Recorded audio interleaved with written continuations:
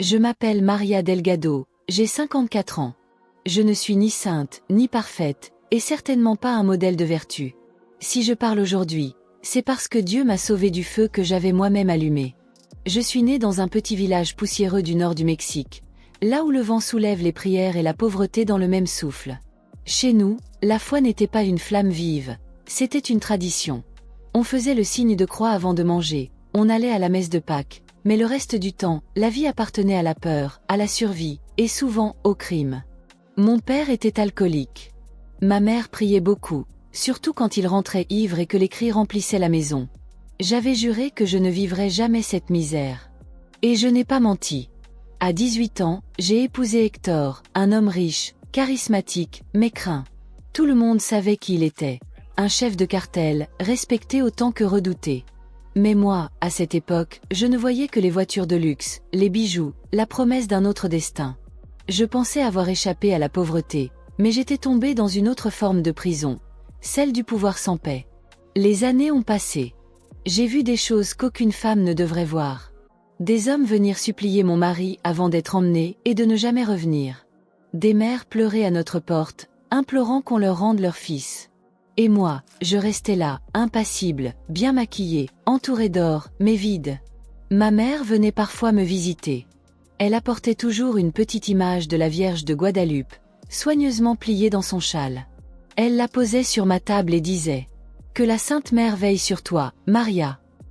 Et moi, je levais les yeux au ciel. Je n'avais plus de foi. J'avais remplacé Dieu par l'argent, la peur et le silence. Un jour, après une dispute violente avec Hector, il venait d'apprendre qu'un de ses hommes l'avait trahi. Je me suis réfugiée dans le salon. Sur le mur, il y avait encore l'image de la Vierge que ma mère avait laissée lors de sa dernière visite. Ce jour-là, j'étais remplie d'une colère sans nom. Une colère contre la vie, contre mon mari, contre ce Dieu qu'on m'avait tant prêché et qui, selon moi, n'avait jamais rien fait pour moi. J'ai pris une bouteille d'eau de Javel, je me suis approchée du mur, et j'ai crié. « Où es-tu, Marie ? Où étais-tu quand j'étais seule ?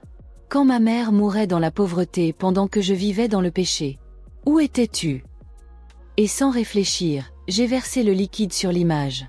Les couleurs ont commencé à couler lentement. Le bleu de son manteau, le rose de sa robe, tout se dissolvait sur le mur comme des larmes de peinture. Je n'ai pas ressenti de peur, ni de honte à ce moment-là. Seulement un profond soulagement. Je pensais effacer le mensonge. Mais le ciel voyait autre chose.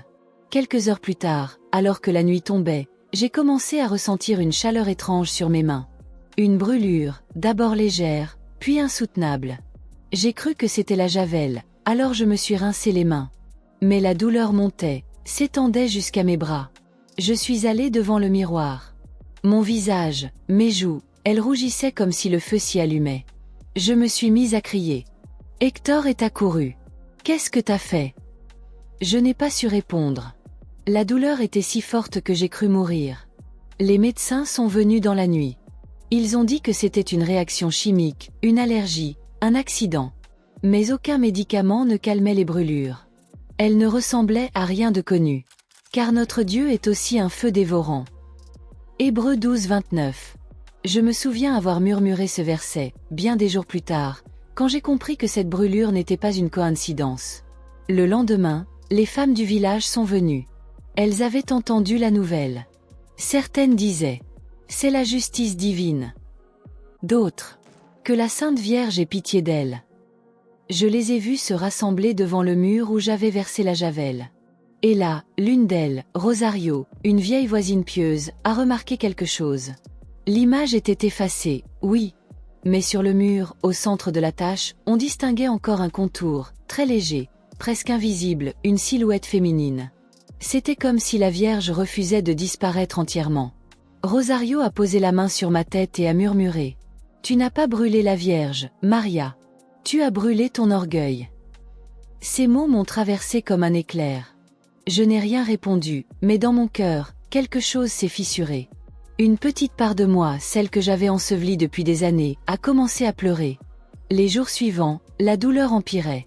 Les médecins disaient qu'ils n'avaient jamais vu ça. Ma peau se couvrait de cloques, mais à chaque pansement, aucune infection, aucune explication. J'ai commencé à penser que j'étais maudite. Mais au fond de moi, une voix chuchotait.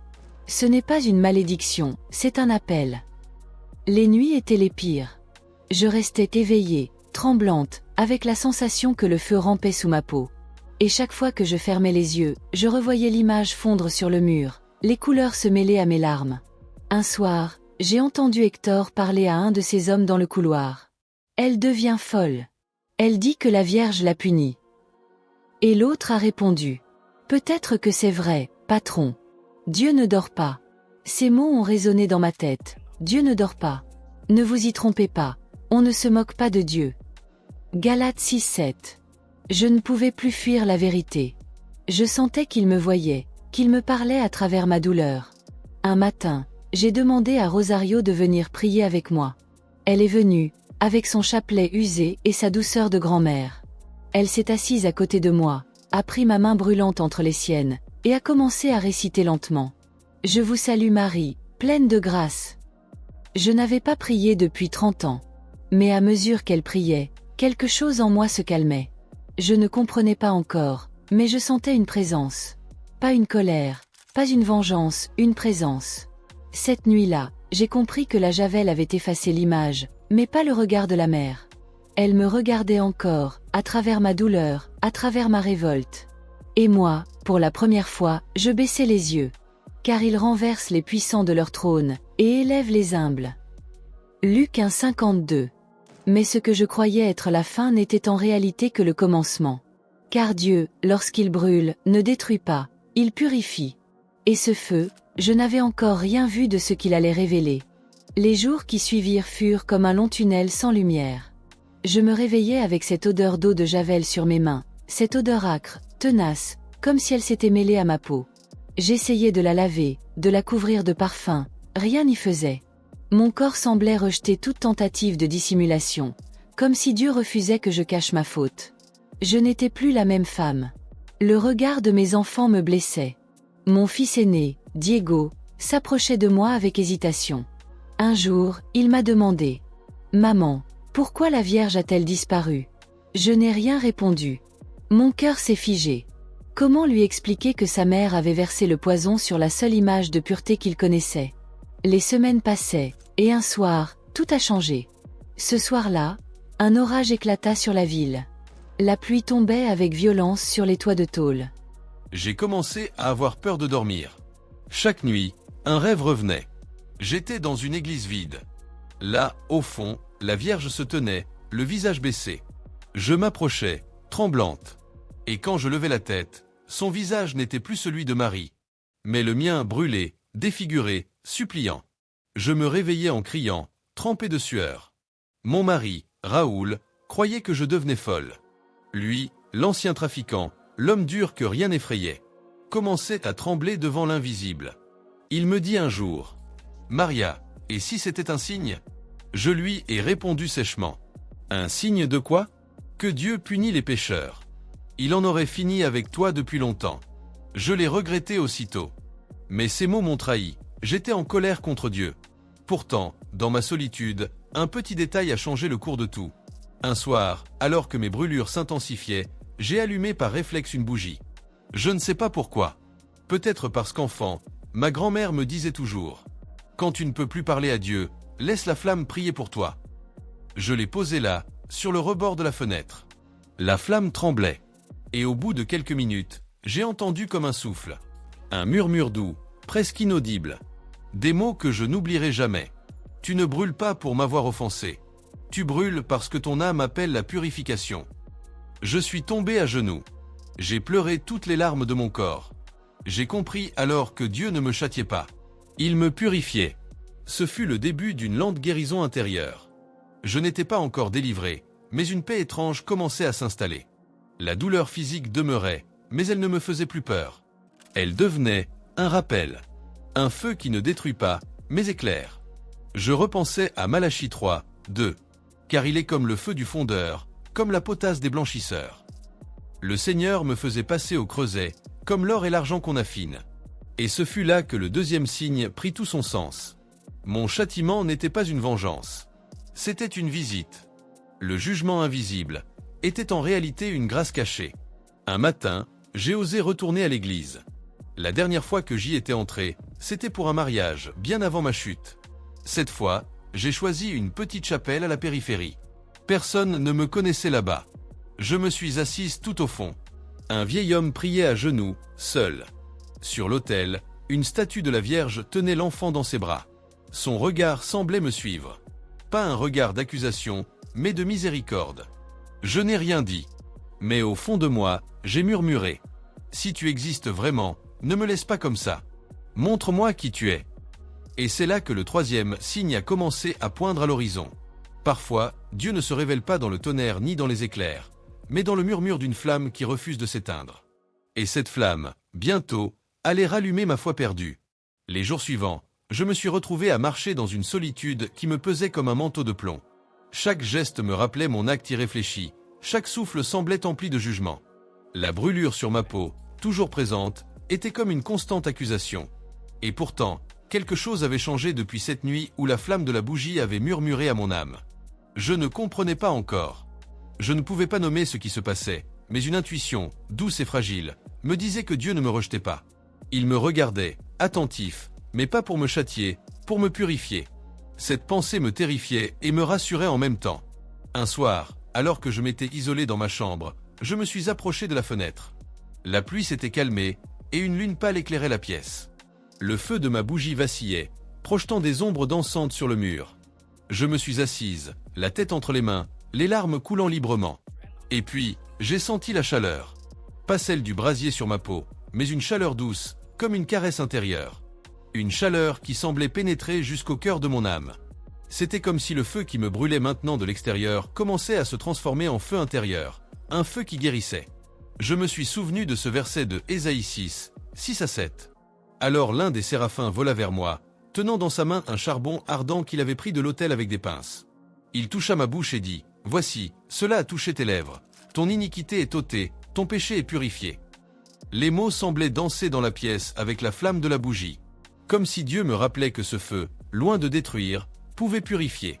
Les semaines passèrent, et j'appris à rester près de cette flamme, à l'observer.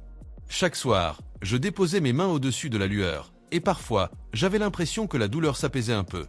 Non pas qu'elle disparaisse, mais qu'elle devienne un langage, une parole silencieuse de Dieu me parlant de miséricorde et de transformation. Je me mis à lire la Bible plus intensément, cherchant la lumière dans les passages qui parlaient de feu et de purification. Malachie 3, 2-3 résonnait dans ma tête. Qui peut supporter le jour de sa venue? Qui peut rester debout lorsqu'il se manifeste? Car il sera comme le feu du fondeur et la potasse des blanchisseurs. Il s'assiera pour purifier l'argent et l'or. Chaque brûlure sur mes bras et mon visage semblait correspondre à ces mots. Ce feu ne voulait pas me consumer, il voulait m'affiner. Il voulait transformer ma peur, ma colère et ma culpabilité en foi, en humilité, en amour renouvelé. Un matin, j'ai décidé de retourner à l'église. Mais cette fois, je n'y allais pas comme une pécheresse honteuse cherchant à échapper à la colère de Dieu. Je voulais y aller comme une enfant de Dieu, prête à recevoir sa guérison. L'église était silencieuse, vide, sauf un rayon de lumière qui filtrait à travers les vitraux. La statue de la Vierge semblait m'attendre, immobile mais pleine de douceur.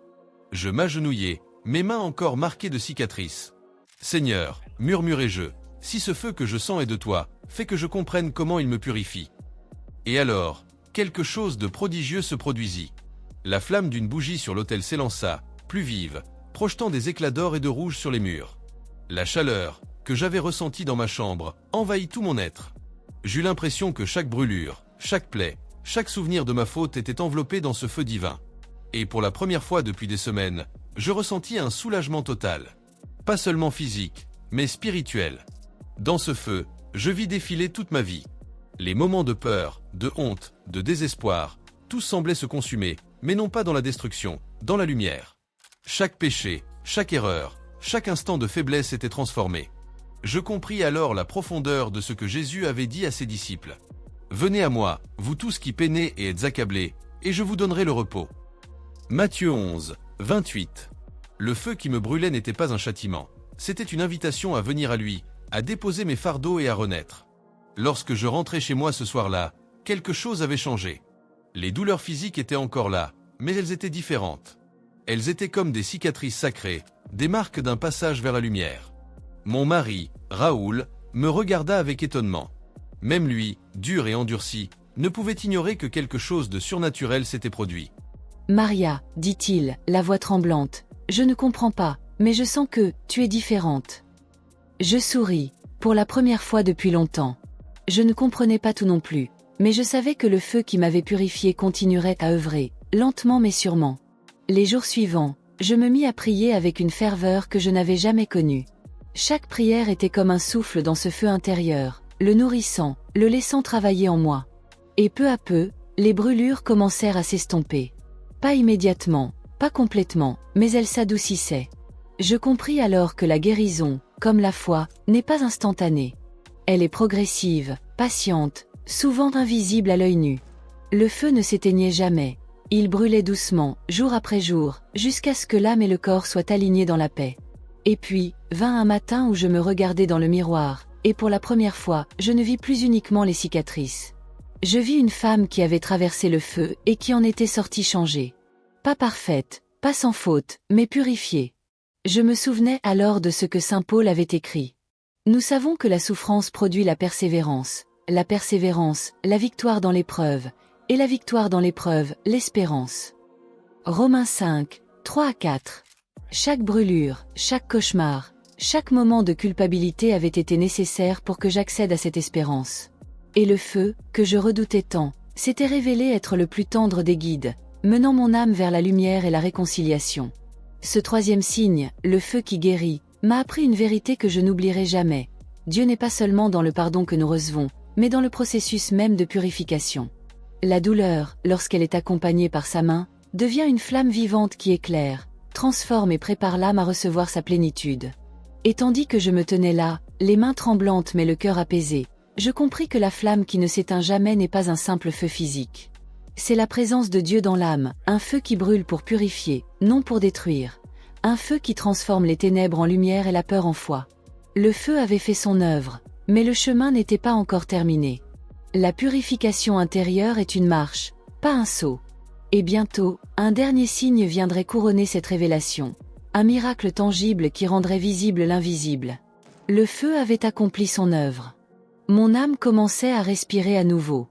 Mais malgré cette purification intérieure, un poids demeurait. Le poids de mes actes, le souvenir de mes mains souillées par l'eau de Javel. Je savais que la véritable libération ne se trouverait pas seulement dans le feu invisible de l'âme. Il me fallait un signe tangible, un témoignage que Dieu pouvait transformer le tangible autant que l'intangible. Et ce signe arriva un matin, d'une manière que je n'aurais jamais imaginée. C'était un dimanche. Le ciel était d'un bleu pur. Les oiseaux chantaient comme pour saluer la lumière nouvelle dans mon cœur.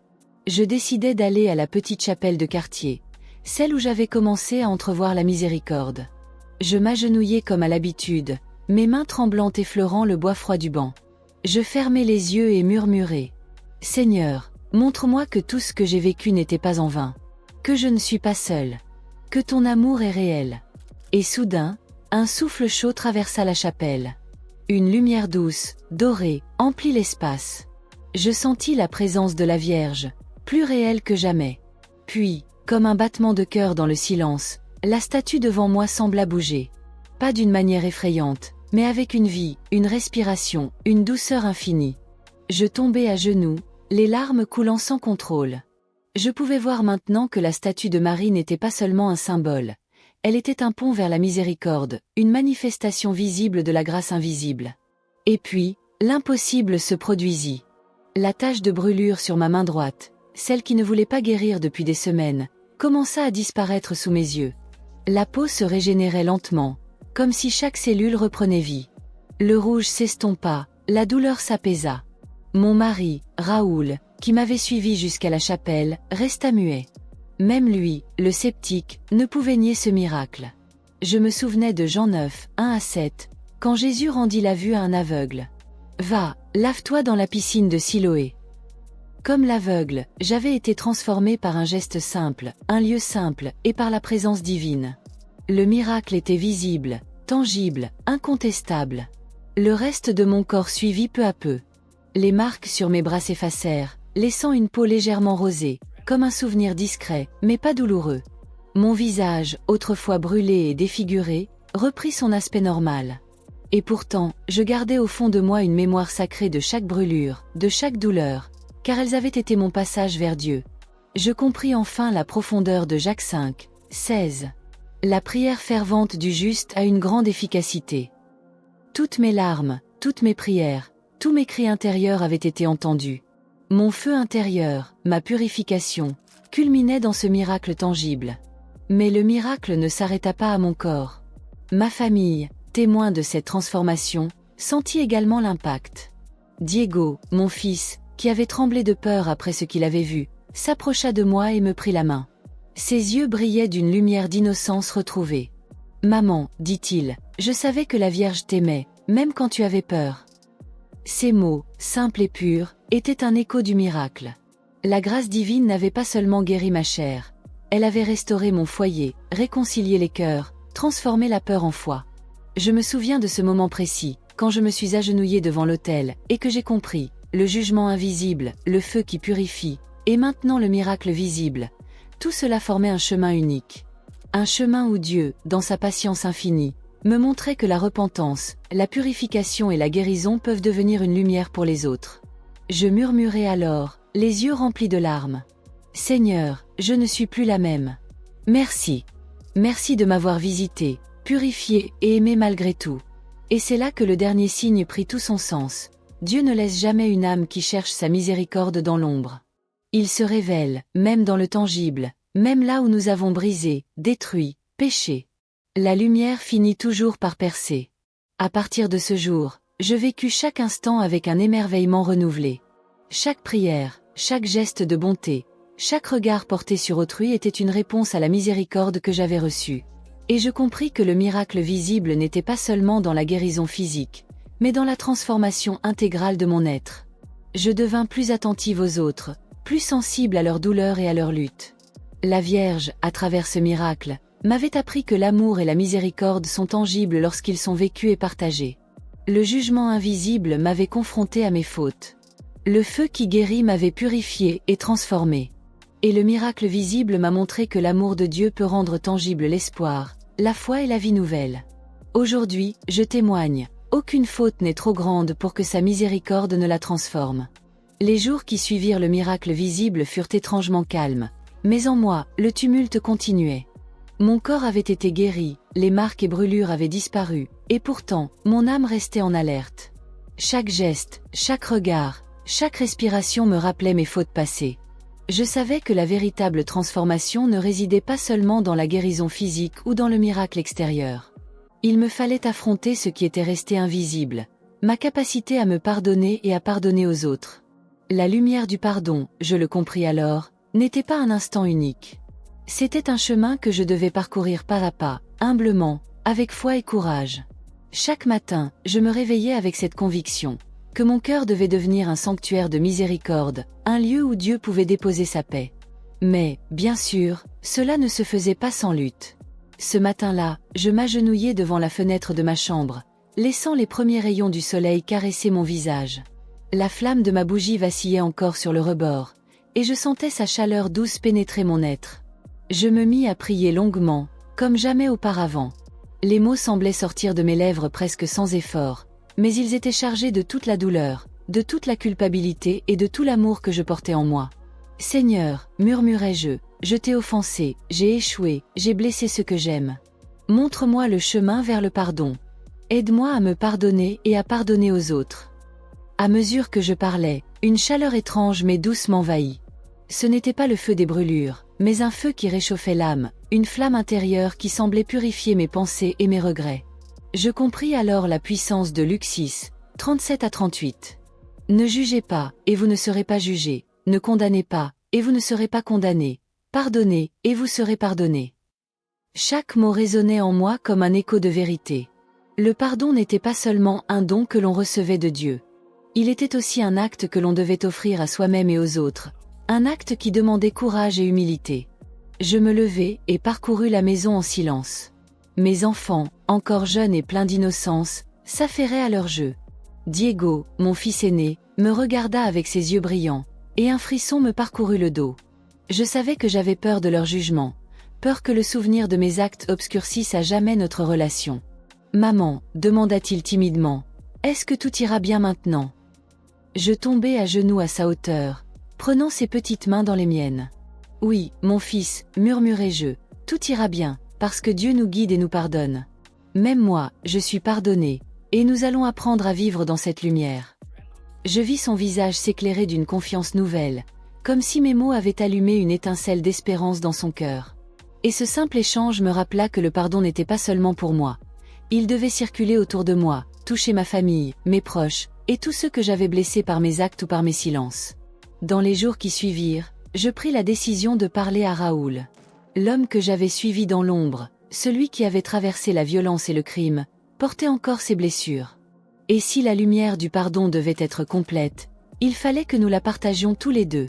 Un soir, je le trouvai dans le salon, assis seul, perdu dans ses pensées. Je m'approchai doucement, et il leva les yeux, me scrutant avec une hésitation que je n'avais jamais vue auparavant. « Raoul, commençai-je, la voix tremblante mais ferme. Je sais que nous avons vécu des choses terribles, que j'ai moi-même commis des actes qui nous ont séparés de Dieu et de nous-mêmes. Mais je veux changer. Je veux pardonner. Et je veux que nous apprenions ensemble à recevoir sa miséricorde. » Il me regarda longuement, et pour la première fois, je vis tomber le mur qu'il avait construit autour de son cœur. « Maria, dit-il enfin, la voix basse, je ne sais pas comment, mais je ressens cette paix en toi, et peut-être que je peux l'éprouver aussi. » Nous nous sommes pris la main, et je sentis la chaleur du pardon circuler entre nous, comme un feu doux qui ne brûle pas mais réchauffe l'âme. C'était une première étincelle de réconciliation, une promesse que notre foyer pouvait renaître. Je compris alors que le pardon devait aussi s'étendre aux autres, à ceux que j'avais blessés indirectement. J'écrivis des lettres à ma famille élargie, à des amis, et même à des personnes que je connaissais à peine, exprimant mes regrets et demandant pardon. Chaque mot était une prière, chaque phrase une offrande de mon cœur. Je les envoyais non pas pour obtenir une réponse, mais pour libérer mon âme et montrer que la lumière du pardon devait s'étendre. Un matin, en méditant sur ces gestes, je me souvins de Éphésiens 4, 32. « Soyez bons les uns envers les autres, compatissants, vous pardonnant réciproquement, comme Dieu vous a pardonné en Christ. » Et je vis la vérité de ce verset se manifester dans ma vie. La paix que je cherchais n'était pas un don que je pouvais recevoir seul. Elle venait lorsque je la partageais, lorsque je choisissais chaque jour de pardonner et d'aimer malgré les blessures, malgré les souvenirs douloureux, malgré la peur de retomber dans le jugement. Dans les semaines suivantes, chaque prière devint un rituel, chaque méditation un souffle de lumière. Je passais des heures à contempler la flamme de ma bougie, à laisser son éclat purifier mes pensées. Je revis mes erreurs, une par une, et je les offrais à Dieu comme on offre un trésor imparfait mais sincère. À chaque fois, je sentais une paix nouvelle s'installer, un peu plus profondément que la veille. Je compris que le pardon est un feu invisible, semblable à celui qui m'avait brûlé et purifié. Il n'est pas immédiat. Il ne se voit pas toujours. Mais il transforme l'âme, la rend plus douce, plus forte, plus ouverte à la lumière divine. Un jour, je me tenais à genoux devant la statue de la Vierge, dans la petite chapelle où tout avait commencé. Les vitraux projetaient des éclats multicolores sur le sol, et j'eus la vision de chaque péché, chaque erreur, chaque regret transformé en lumière dorée. La Vierge semblait m'observer avec un sourire plein de compassion. Je compris que sa présence n'avait jamais quitté mon chemin, même quand j'étais perdu dans l'ombre. « Merci, murmurai-je, merci de m'avoir guidé, purifié et aimé. Même dans mes pires moments, tu étais là. » Et à cet instant, je sentis le dernier voile de peur tomber de mon cœur. Je n'avais plus peur de mes erreurs, plus peur de la colère de Dieu. Je sentais seulement son amour, pur et vivant, traverser chaque fibre de mon être. Ce cinquième signe, la lumière du pardon, m'enseigna que le miracle ne réside pas uniquement dans le tangible ou le spectaculaire. Il réside dans la constance, dans le courage de se relever chaque jour, dans la patience de se transformer et de transformer les autres par la miséricorde. Chaque sourire retrouvé, chaque main tendue, chaque mot de réconciliation devint un éclat de lumière dans ma vie. Et je compris que ce signe complétait tous les précédents. Le jugement invisible, le feu qui guérit et le miracle visible n'étaient que les étapes d'un chemin plus vaste, celui de l'amour de Dieu agissant dans l'âme et le quotidien. Je me souviens encore de ce matin où je me tenais devant ma famille, le cœur rempli de paix. Diego et ma fille plus jeune couraient autour de moi, riant et jouant, tandis que Raoul me regardait avec un mélange de respect et de tendresse. Je tombai à genoux, et ensemble, nous prîmes un moment pour prier, pour remercier le Seigneur de sa miséricorde et de son pardon. « Seigneur, murmurai-je, merci de ne jamais m'avoir abandonné, même quand j'étais perdu. Merci pour le pardon, la guérison et la lumière. Et je sus, dans ce moment précis, que ma vie avait été transformée à jamais. Que les cicatrices du passé, physiques ou spirituelles, ne définiraient plus mon avenir. Que la miséricorde de Dieu est plus forte que la peur, plus douce que la douleur, et plus lumineuse que l'ombre de nos erreurs. Le pardon n'est pas un miracle ponctuel. C'est un feu quotidien, un choix à faire chaque jour, un souffle de Dieu qui transforme l'âme et les cœurs autour de nous. Et dans cette lumière, j'ai trouvé la paix, la force et la foi que je pensais avoir perdues pour toujours. Alors que je me tenais dans la chapelle ce matin-là, entouré par le silence sacré et la lumière filtrant à travers les vitraux, une compréhension profonde m'envahit. Tout ce que j'avais traversé, la culpabilité, le jugement invisible, le feu purificateur, le miracle tangible et la lumière du pardon n'avaient jamais été une punition. Tout avait été un chemin pour me révéler une vérité éternelle. L'amour de Dieu transforme tout, même ce que nous croyons irrémédiablement perdu. Je compris enfin pourquoi la Vierge était apparue dans ma vie de manière si mystérieuse. Elle n'était pas seulement une image ou une statue.